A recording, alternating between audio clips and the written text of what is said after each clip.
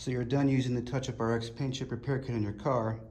Your car looks great, but your squeegee has paint dried and caked on it. What do?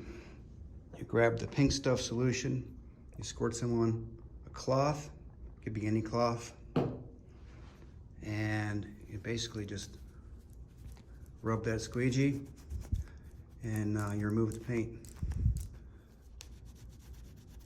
Pretty simple.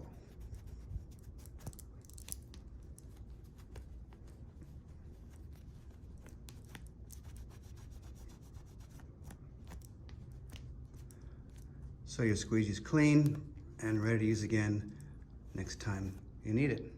That's simple.